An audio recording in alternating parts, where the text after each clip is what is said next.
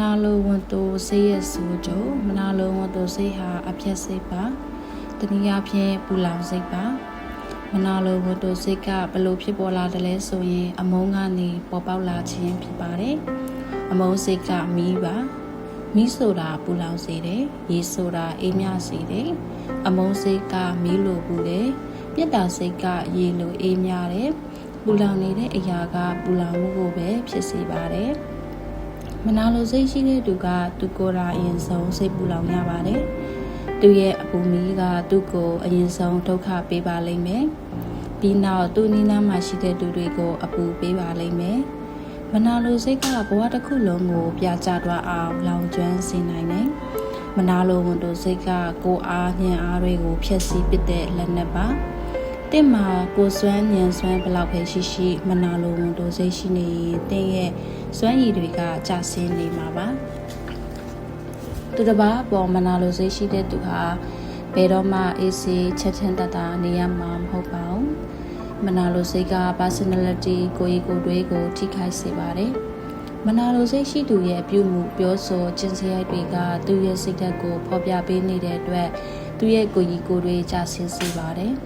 သူရဲ့ဟန်ဆောင်နေတဲ့မျက်နှာဖုံးကိုမနာလိုစိတ်ကခွာချပေးပါလိမ့်မယ်မနာလိုစိတ်ရှိသူကအတ္တကြီးပါတယ်သူ့မှာကိုချင်းစာစိတ်ဆိုတာမရှိပါဘူးမနာလိုစိတ်ဆိုတာစိတ်ထားမကောင်းမှုတွေမှာတွေ့ရပါတယ်မနာလိုစိတ်ရှိသူဟာတခြားသူတွေသူ့ထက်တာတွားမှာကိုမလိုလားတဲ့အတွက်သူတစ်ပါးရဲ့အောင်မြင်မှုကိုပျက်စီးစေခြင်းနဲ့စိတ်ရှိကြပါတယ်လူတစ်ယောက်မှာအမိုးစိတ်နဲ့မနာလိုစိတ်ဝင်လာပြီးဆိုရင်အဲ့ဒီလူဟာတိရစ္ဆာန်ထက်ပိုပြီးဆိုးပါတယ်သူတစ်ပါးအကျိုးစီးပွားကိုပျက်စီးစေခြင်းနဲ့စိတ်ဟာယုံမှာကောက်ကျစ်တဲ့စိတ်အောက်တန်းကျတဲ့စိတ်တွေဖြစ်ပါတယ်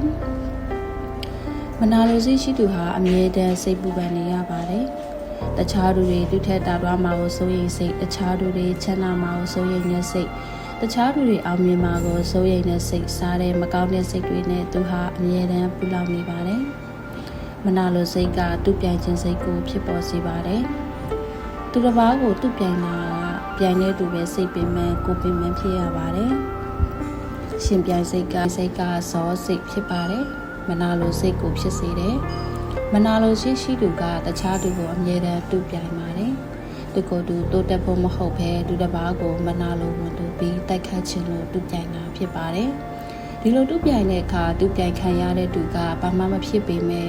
မနာလိုဝန်တူစိတ်ရှိသူကတော့စိတ်ပူလောင်ရပါတယ်ဒါကြောင့်မနာလိုစိတ်မထားပါနဲ့တင့်မှာမနာလိုစိတ်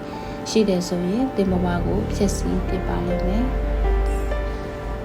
မနာလိုဝန်တိုစိတ်ရှိခြင်းကြောင့်ရရှိလာမယ့်အကျိုးတွေကိုဒီဆောင်းပါးမှာဖော်ပြပေးလိုက်ပါတယ်မနာလိုဝန်တိုစိတ်ရဲ့နောက်ထပ်ဖော်ပြပေးမယ့်အချက်6ချက်ကိုတော့နောက်ဗီဒီယိုမှာပြန်ပြီးတော့ဖတ်ပြပေးပါမယ်ရှင်